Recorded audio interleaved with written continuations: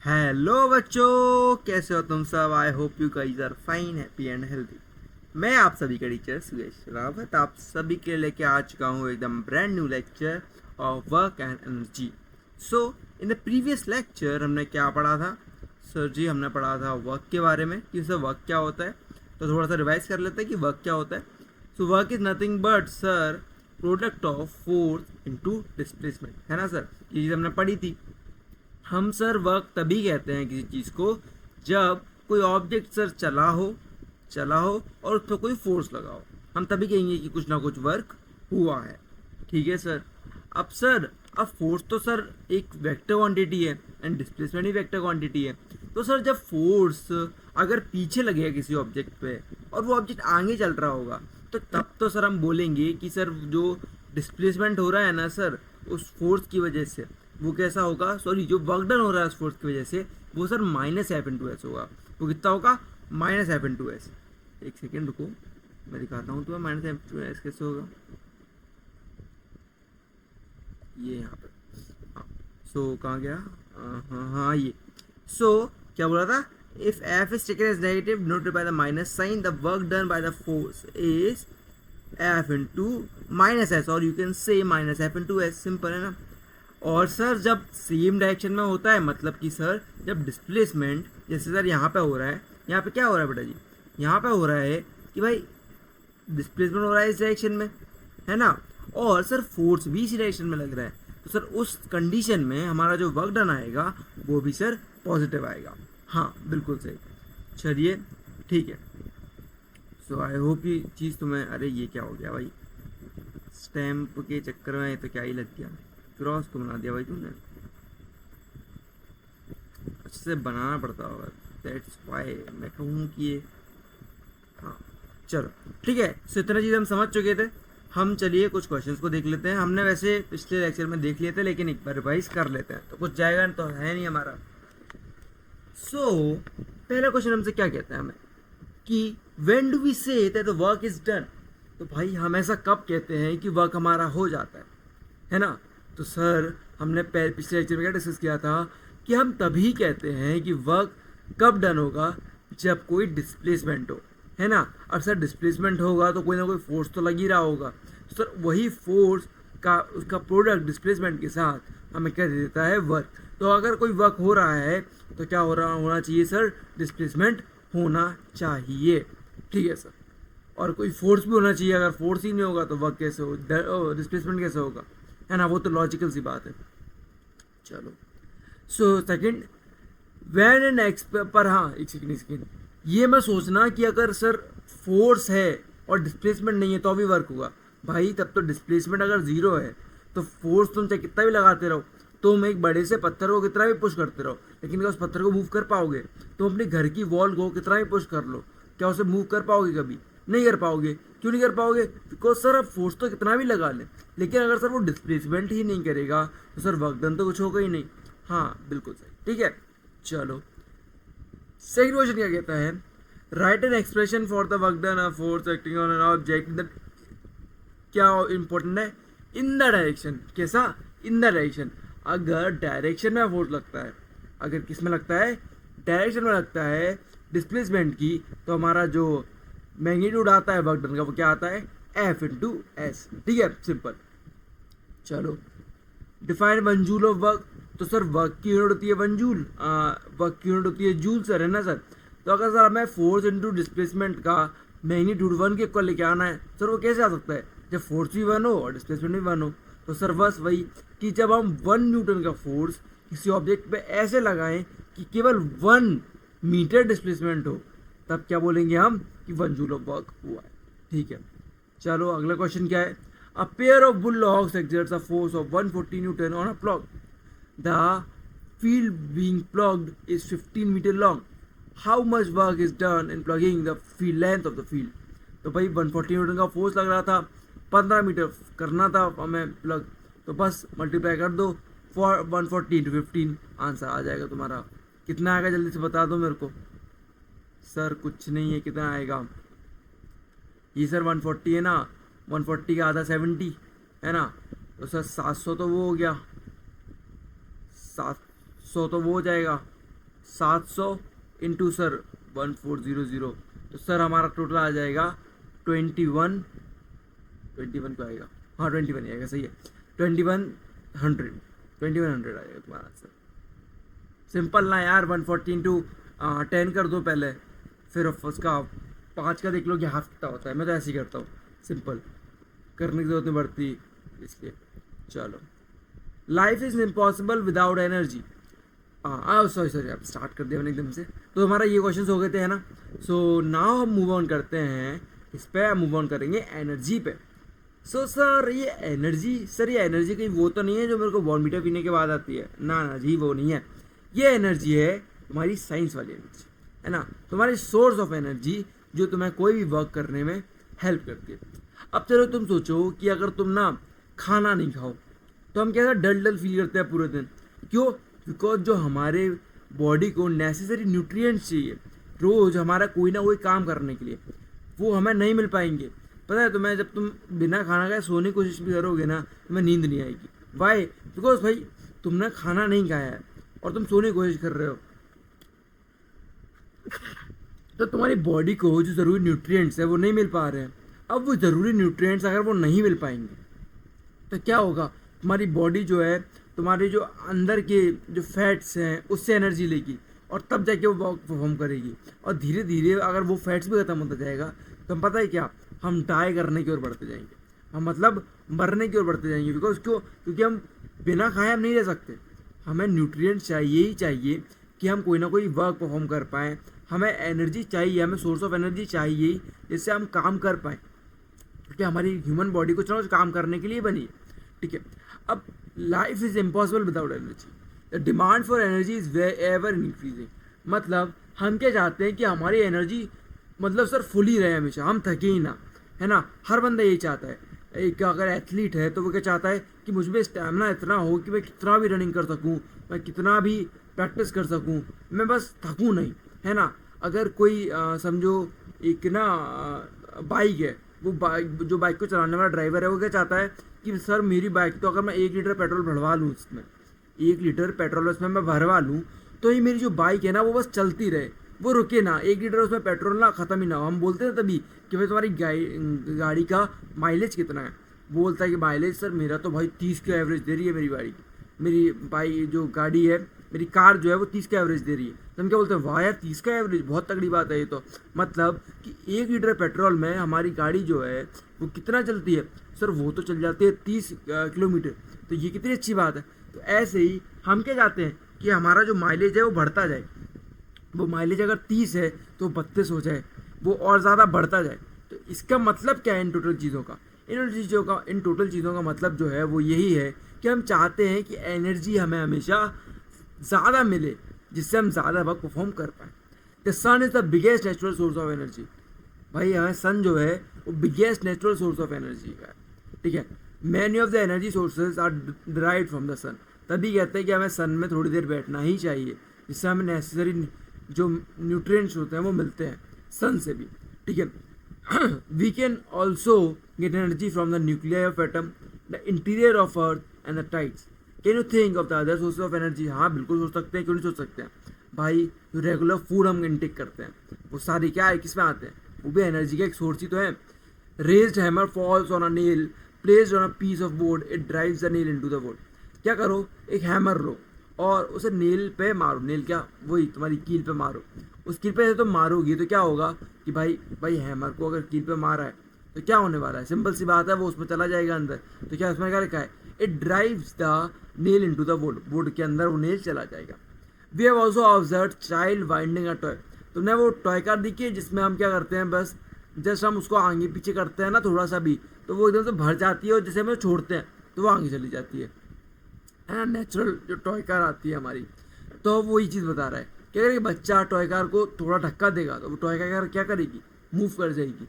तो उस बच्चे ने क्या किया, एक फोर्स लगाया टॉय कार पे, जिससे उसका कुछ डिस्प्लेसमेंट हुआ। तो वो क्या किया, उस बच्चे ने उसको वर्क डन कर दिया, है ना। When a balloon is filled with air we press it and we notice the change in its shape. Simple सी बात है, हम बलून को जब भरते हैं और उसमें कुछ भी हम उसे दबाएंगे कहीं से भी, है ना। समझो let suppose it's a balloon, है ना, ये बलून है। अब इस बलून को मैं क्या करेंगे ना, इस बलून को हम ना दबाएंगे कहीं से भी, तो ये क्या करेगा भाई, ये अपना शेप चेंज करेगा, शेप चेंज करेगा। ठीक है, अगर हम इसे बहुत ज़्यादा कस के इस बलून को बहुत हार्ड प्रेस करते हैं, बहुत हार्ड प्रेस कर देंगे, तो क्या होगा कि हो सकता है ये फूट जाए। कुछ बलून होंगे जो नहीं फूटेंगे, बट ज़्यादातर बलून जो होते हैं वो फूट जाता है अगर हम बहुत कस के उसे दबाते हैं। सो इन ऑल दिस एग्जाम्पल्स हमने क्या देखा कि एक ऑब्जेक्ट जो है वो कहीं ना कहीं से वर्क डन करवा रहा है अपने ऊपर, और उस पर कुछ ना कुछ चेंज आ रहा है। मतलब कैसे हो रहा है कि तुम भाई नेल पे तुमने हथौड़ा मारा, अब तुमने नेल पे क्या करा, तुमने एक फोर्स लगाया जिससे नेल अंदर चला गया, तो नेल ने भी डिस्प्लेसमेंट किया कि नहीं, कितना डिस्प्लेसमेंट करेगा। देखो ऐसे, देखो समझो ये एक वो है, क्या है ये, हाँ ये, ठीक है, इस पर ये नेल लगा था, ये इस पर नेल लगा है। अब क्या किया तुमने, ऊपर से हथौड़ा मारा है इस पर, समझो ये स्टैंप जो है ना ये हथौड़ा है, ये इस पर तुमने ठप ठप मार दिया। ठीक है, तो ये क्या होगा, ये नेल अंदर चला जाएगा, ये नेल अंदर,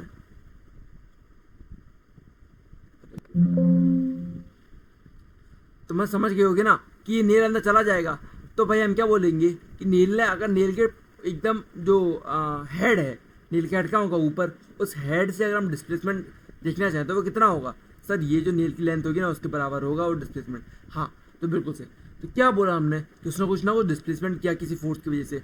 सिमिलरली कि हमने क्या किया, एक चिल्ड्रन ने एक टॉय को जब उसने धक्का दिया तो वो टॉय क्या कर जाएगा, मूव कर जाएगा। तो उस बच्चे ने क्या किया, उस बच्चे ने उस पर एक फोर्स लगाया, उस फोर्स की वजह से वो टॉय मूव कर पाया। वो जब मूव करेगा तो कुछ ना कुछ डिस्प्लेसमेंट होगा, डिस्प्लेसमेंट होगा तो हम बोलेंगे कुछ ना कुछ वर्क हुआ है। ठीक है, when a balloon is filled with air and we press it we notice change in its shape। जब हम किसी बलून को पुश करते हैं, है ना, बलून को पुश करते हैं तो वो क्या करता है, बलून अपना शेप चेंज करता है, चेंज करेगा वो अपना शेप। तो हम क्या बोलेंगे कि भाई वो जो बलून है वो अगर अपना जो एक बलून है वो अपना अगर जो पूरा उसका शेप है उसे वो चेंज कर रहा है ना, तो हम क्या कर रहे हैं, उस पर फोर्स लगा रहे हैं। और भाई तुम बताओ, अगर लेट सपोज अगर हम जैसे मान लो बलून को मैं धक्का दूं, बलून को अगर मैं धक्का दूं और लेट सपोज ये जो तुम्हें रेड रेड दिख रहा है ना, इसको छोड़ देना बस, इतना पोर्शन वो ना दब गया, इतना पोर्शन दब गया, वो ऐसा हो गया, ऐसा कर्व टाइप का हो गया। तो क्या बोलेंगे हम कि भाई कुछ होगा, डिस्प्लेसमेंट हुआ, डिस्प्लेसमेंट किसके बराबर होगा, जितना हम बलून के अंदर तक उसे प्रेस करेंगे। ठीक है, तब भी हमने क्या किया, हमने भाई कुछ ना कुछ वर्क किया होगा, क्योंकि सर फोर्स तो लगा ही रहे थे, कुछ डिस्प्लेसमेंट हुआ तो सर तब भी एक वर्क डन हुआ। तो भाई यहीं से चीज़ आती है कि in all this example the object acquire through different means the capability of doing work.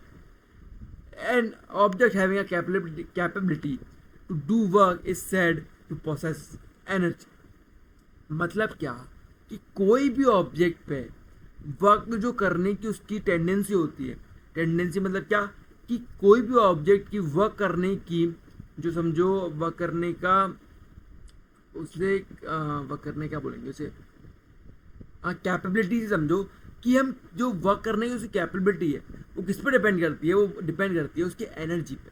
मतलब क्या कि हमारा अगर हम कोई ना कोई वर्क करना चाहते हैं तो हमें उसके लिए कुछ ना कुछ एनर्जी लगेगी ही लगेगी। An object which does the work loses energy. एक ऑब्जेक्ट जो वर्क कर रहा है, अब मुझे बताओ, हम हैमर से मार रहे हैं नेल को, तो भाई हम फोर्स लगा रहे हैं कि लगा रहे हैं, और हैमर को हम डिस्प्लेस भी कर रहे होंगे, एक ऊपर वाली पोजीशन से नीचे वाली पोजीशन पर लेके आए, तो भाई हमने फोर्स लगाया कि नहीं, तो हमने भी कुछ वर्क डन किया। और वो जो नेल है उस पर क्या हुआ, उस पर वर्क हुआ।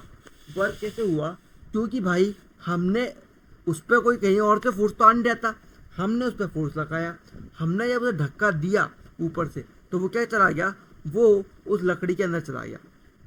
तो हमने क्या बोला कि उस नेल ने कुछ ना कुछ वर्क डन किया, करवाया अपने ऊपर, और उस हैमर ने कुछ वर्क किया किसके ऊपर, नेल के ऊपर। नेल अंदर गया, नेल अंदर गया तो उसने क्या किया, देखो देखो देखो देखो, चलो ये देखो ये हैमर था, ठीक है, अब ये हैमर से पड़ेगा तो देखो ये जो डिस्टेंस है, ये इतना हैमर को नीचे आना पड़ेगा, है ना, हैमर इतना नीचे आएगा तभी तो नेल अंदर चला जाएगा। तो नेल जब तो हैमर पे भी हम कुछ फोर्स लगा रहे हैं, मैं एज एन पर्सन उस पर कुछ फोर्स लगा रहा हूँ, तो वो फोर्स सेकेंडली क्या, सेकेंडली सर वो डिस्प्लेसमेंट, वो डिस्प्लेसमेंट। तो अगर सर उसका सर मल्टीप्लाई कर दूँ सर, वही तो मेरा वर्क डन है। तो वर्क डन किसने किया है? वो क्या है? मैंने, है ना। और सर वो नेल जिस पे फोर्स लगा हैमर की वजह से, एंड सेकेंडली सर वो जो अंदर गया जितना डिस्टेंस, सर वही क्या है? वो वर्क डन जो उसने करवाया, किसके ऊपर? अपने ऊपर। चलो ठीक है। How does an object with energy do work? An object that possesses energy can exert a force on another object. क्या बोल रहा है वो? कि भाई how does an object with energy to work? किसी ऑब्जेक्ट के पास अगर एनर्जी है तो वर्क कैसे कर पा रहा है? तो हम बोलते हैं कि N object that possesses energy can exert a force on another object. अब मुझे बताओ भाई, अगर तुम्हें किसी बंदे से लड़ना है, किसी बंदे से लड़ना है, अब तुम्हारी तबीयत खराब है, तो क्या तुम उससे लड़ने जाओगे? नहीं भाई, क्योंकि मेरी तबीयत खराब है तो मैं क्यों दूसरे से लड़ूँ और जाके अपनी तबीयत क्यों और ज़्यादा पिटूँ मैं उससे जाके? सिंपल सी बात है। तो अगर तुम्हें उससे लड़ना है तो तुम्हें कुछ एनर्जी लगेगी। अब तुम्हारे शरीर में एनर्जी वैसी नहीं है तबीयत खराब होने की वजह से, तो तुम क्या उससे जाके लड़ोगे, है ना। अगर तो वही चीज़ है कि अगर हमें कोई ना कोई काम करना है ना, तो भाई हमें एनर्जी की ज़रूरत है ना। तो एनर्जी क्या करती है? एनर्जी हमें वो फोर्स को एग्जर्ट करने में हेल्प करती है। अगर हमें किसी को मुक्का भी मारना है ना, हमें चलो वो नेल वाला एग्जांपल लो, अगर वो नेल वाले एग्जांपल में तो मैं दमी नहीं है, तो क्या तुम उसे मार पाओगे? नहीं मार पाओगे भाई, तुम्हें फोर्स लगाना पड़ेगा ना हैमर पे, तभी तो नेल अंदर जाएगा। तो भाई वो पावर कहाँ से आएगी? वो फोर्स कहाँ से आएगा? वो फोर्स आएगा एनर्जी की वजह से। तो when this happen, energy is transferred from the former to the latter. Former to the latter मतलब क्या? एक एनर्जी ट्रांसफर होती है। तुमने क्या करा? तुमने फोर्स लगाया तो एनर्जी तुम्हारे हैमर की एनर्जी से उस नेल में गई और वो नेल अंदर जा पाया। द ऑब्जेक्ट में move as it receives energy and therefore do some work. Same चीज़ लिखिए कि वो जो ऑब्जेक्ट जिस पे एनर्जी लगा रहे हैं हम, उसने वो कुछ ना कुछ वर्क करेगा, क्योंकि उसने रिसीव करी एनर्जी को। किसकी एनर्जी को? उस हैमर की एनर्जी को। The first object had a capacity to do work, this implies that the object that possesses energy can do work. कि भाई जो पहला ऑब्जेक्ट था हमारा हैमर, है ना, वो हैमर क्या कर रहा है? भाई उस हैमर ने तो फोर्स लगाया, तो उसके पास कुछ ना कुछ एनर्जी रही होगी, है ना, और उसने कुछ वर्क भी किया था। तो इसी से हम बताते हैं कि भाई वो जो ऑब्जेक्ट है, अगर वो कुछ ना कुछ वर्क कर रहा है तो पक्का उसके पास कुछ ना कुछ एनर्जी होगी, क्योंकि भाई एनर्जी नहीं होगी तो फोर्स नहीं लगा पाएगा, और फोर्स नहीं लगा पाएगा तो फिर वर्क नहीं होगा। ठीक है। तो energy possessed by an object is thus measured in terms of capacity of doing work. So जो हमारी एनर्जी होती है वो हम किस में मेजर करते हैं? In the capacity of doing work. The unit of energy is therefore the same as the work. So work और एनर्जी की यूनिट सेम होती है, कितनी? जूल। ठीक है, चलो। The 1 joule is energy required to do 1 joule of work. Sometimes a larger unit of energy called kilojoule. Kilojoule मतलब कुछ नहीं, 1000 जूल, वही चीज़ है। ठीक है। फॉर्म्स ऑफ एनर्जी क्या होती है? तो luckily the world we live provides energy in many different forms. ठीक है, हमें इस दुनिया में ना काफ़ी डिफरेंट टाइप्स की एनर्जी मिलती है। हमारी जो ह्यूमन लाइफ है उसमें बहुत सारी टाइप की एनर्जीज है। कौन कौन सी सर? बहुत से हमने देखी है, मेरा वो डिस्कस करते हैं। Electrical energy, light energy. भाई इलेक्ट्रिसिटी कितनी बड़ी एनर्जी है, वो ना हो तो हमारे लैपटॉप ना चले, हमारे फ़ोन्स ना चले, है ना, कुछ यूज़ ही ना हो पाए। हीट एनर्जी, भाई हीट एनर्जी कितनी इंपॉर्टेंट है सर्दियों के टाइम पे, एंड जब हम खाना बनाते हैं उस टाइम पे कितनी इंपॉर्टेंट है। केमिकल एनर्जी, एसिड्स कितनी सारे, है ना, चाहे हाइड्रोक्लोरिक एसिड हो, बहुत सारे एसिड्स कितने इंपॉर्टेंट है ना। द वेरियस फॉर्म्स, हमारे जो स्टमक में जैसे एसिड होता है ना, वो कितना इंपॉर्टेंट है कि हमारे जो डाइजेशन प्रॉपरली हो पाए। तो ये सारे एनर्जीज हैं, ये बहुत इंपॉर्टेंट हमारी लाइफ को प्रोसेस करने के लिए। और सबसे मेन द मैकेनिकल एनर्जी। ये मैकेनिकल एनर्जी जो तुम्हारे अंदर होती है, जो मेरे अंदर है ना, वो किसके इक्वल होती है? Potential energy plus kinetic energy. अभी दोनों एनर्जी क्या होती है वो हम डिस्कस करते हैं। आइए इनके बारे में पढ़ लेना। जूल, अच्छा Joule scientist, okay. James Prescott Joule was an outstanding British physicist. He is best known as the research of electricity. हाँ, तो इलेक्ट्रिसिटी और थर्मोडायनेमिक्स पे बहुत कुछ किया था। तो फिर जूल और वक्त और एनर्जी की जो यूनिट है जूल, है ना, एनर्जी की भी जूल है अभी बताया, और वक्त की भी जूल है, वो इनके आफ्टर दी गई है। चलो now moving on to the kinetic energy. ये पढ़ लेना यार, एक्टिविटी कुछ नहीं है, वो तुमसे बॉल मूव करवाएंगे, वो सब ज़रा देख लेना, कुछ ऐसा इंपॉर्टेंट नहीं है, ये सब छोड़ दिया करो। हाँ बट हाँ, अगर तुम करना चाहते हो तो अपने दोस्तों के साथ बैठ के फ्री टाइम में, जब तुम काफ़ी वेले बैठे हो तो कुछ समझ नहीं आ रहा क्या खेलें, तब बुक खोल लेने का और ये खेल लेने का, तो फिर ना टाइम तुम्हारा बचेगा। टाइम भी बचेगा, मम्मी पापा को लगेगा तुम पढ़ रहे हो, ठीक है। सो पर पढ़ने का है ना, मस्ती नहीं करने का। An object can do work, an object kinetic energy पढ़ रहे हैं हम ना, काइनेटिक एनर्जी स्टार्ट कर रहे हैं। An object can do work, an object moving faster can do more work. अब भाई तुम मुझे एक बात बताओ, गतिमान एक्सप्रेस, गतिमान नहीं, गतिमान शायद नहीं पढ़ सुनी हो, वंदे भारत सबने सुनी होगी, Vande Bharat express and the राजधानी एक्सप्रेस, राजधानी छोड़ो, या फिर कोई भी नॉर्मल एक्सप्रेस ट्रेन, ठीक है, राजधानी तब भी अच्छी स्पीड चलती है। अब मुझे बताओ, तुम्हें वंदे भारत से एक जगह जाना है और सिमिलरली एक्सप्रेस ट्रेन से एक जगह जाना है, ठीक है, तो तुम मुझे बताओ तुम किस ट्रेन से जाना प्रेफर करोगे? अगर मैं तुम्हें टिकट करके दे रहा हूँ कि भाई तुम्हें जाना है, तुम्हें पहुँचना है, तुम बोलोगे सर जहाँ पे मेरा टाइम ज़्यादा बचे। सर टाइम कहाँ ज़्यादा बचेगा सर, वंदे भारत में, कि वो चलती बहुत तेज़ है सर, है ना। तो भाई वही चीज़ है कि भाई एक ऑब्जेक्ट जो जल्दी वो कर रहा है, जल्दी फास्ट मूव कर रहा है, वो जल्दी वर्क कर सकता है ना।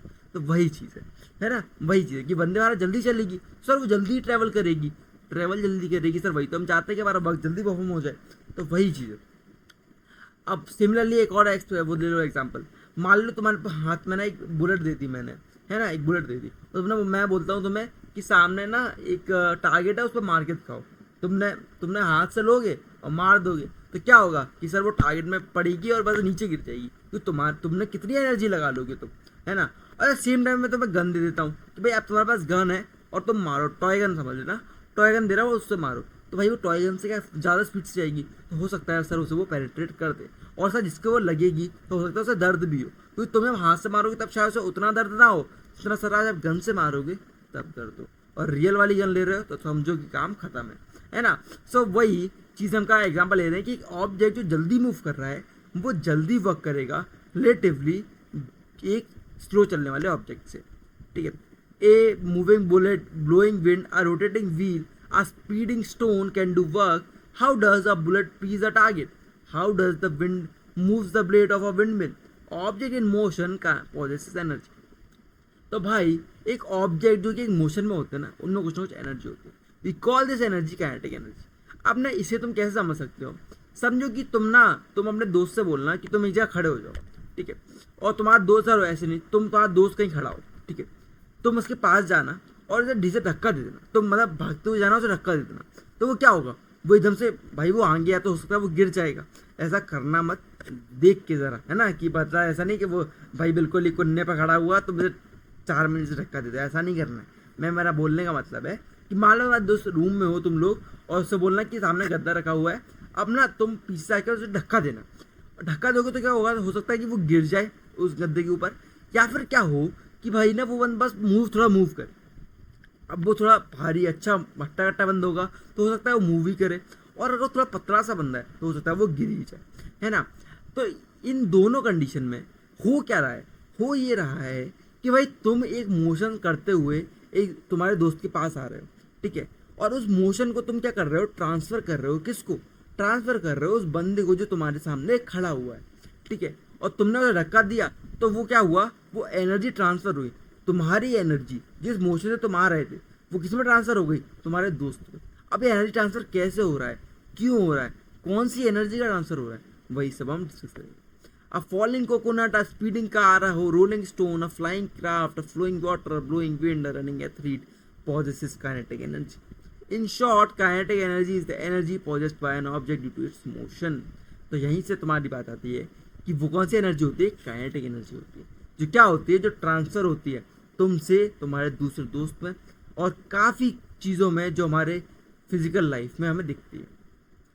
The kinetic energy of an object increases with its speed. तुम्हारी जो काइनेटिक एनर्जी है भाई वो करी मोशन पर डिपेंड रही है, तो भाई जितनी तुम्हारी स्पीड ज़्यादा होगी उतनी ज़्यादा तुम्हारी काइनेटिक एनर्जी ज़्यादा होगी, ठीक है। How much energy is possessed by an moving body by virtue of its motion. A definition we say the kinetic energy of a body moving with a certain velocity is equal to the work done on it act to make it acquire that velocity. Like ये अभी बताता हूँ तुम्हें definition, पहले ये समझो। चलो ये देखो, लग रही है कार जैसी, लग रही है क्या थोड़ी सी, आई होप कि यूएफओ लग रहा होगा तुम लोगों को, है ना, लेकिन यूएफओ नहीं है बेटा जी, कार है ना, समझ लेना कार। और तुम यहाँ खड़े हुए हो, ठीक है, तुम यहाँ खड़े हुए हो, खड़ा हूँ आज भी भाई, है ना। चलो ये रहो।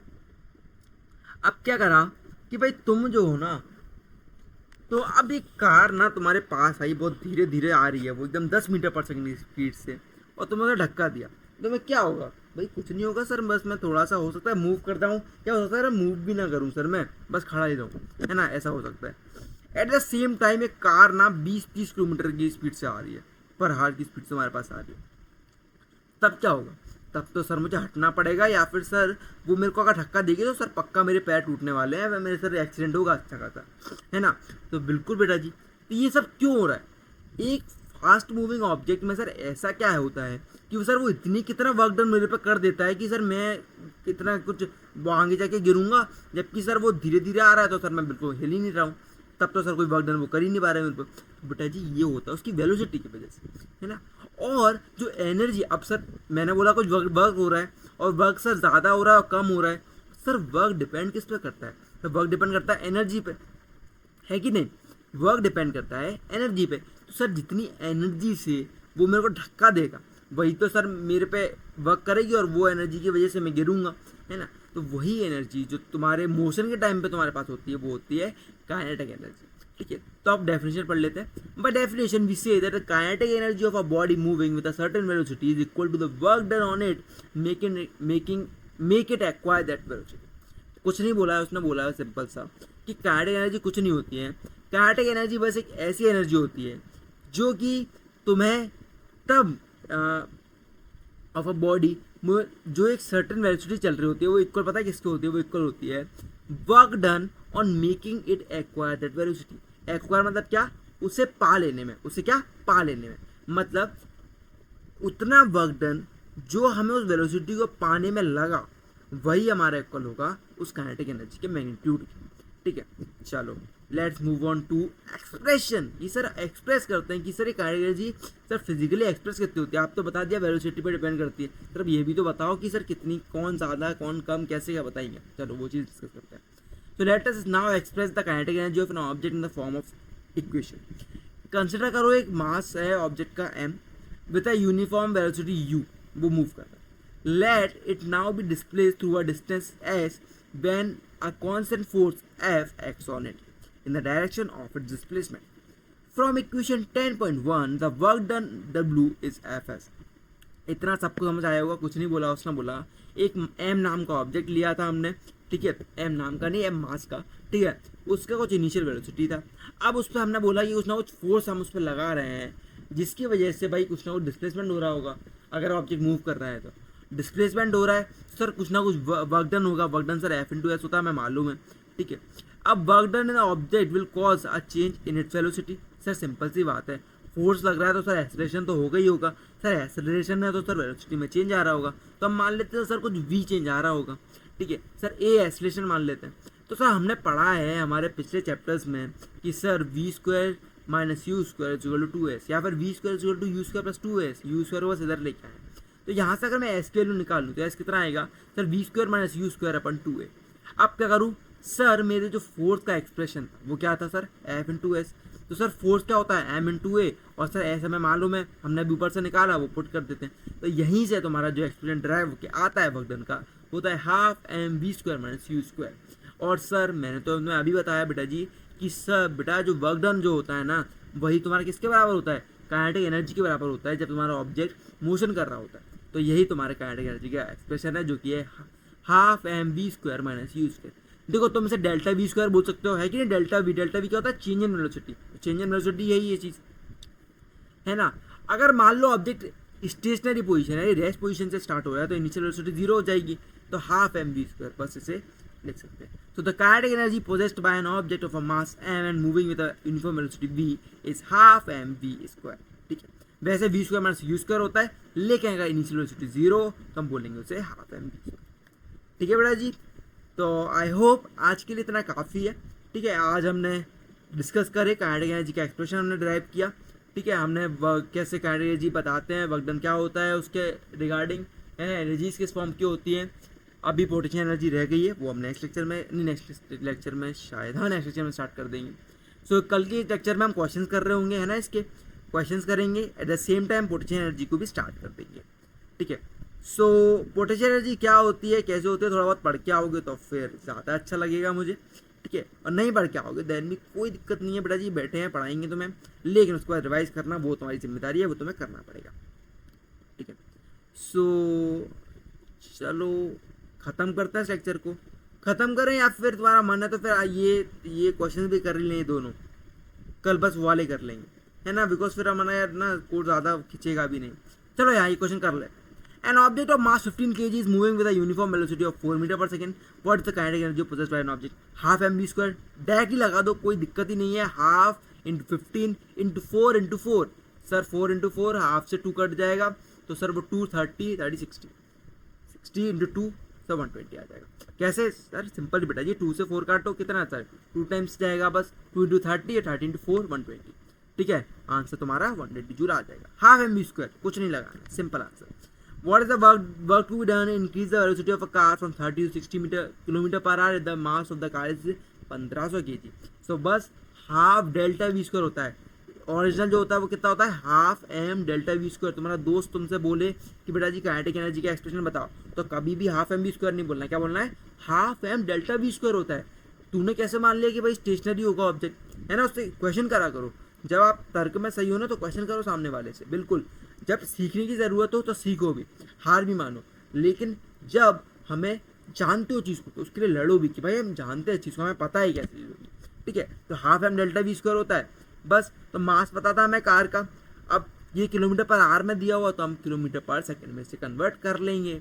कैसे करेंगे, अगर मेरे स्मार्ट बच्चे हो तुम लोग तो जल्दी से बता दो कैसे करते हैं। सर 5/18 से मल्टीप्लाई करते हैं, किससे, 5/18 से मल्टीप्लाई करके।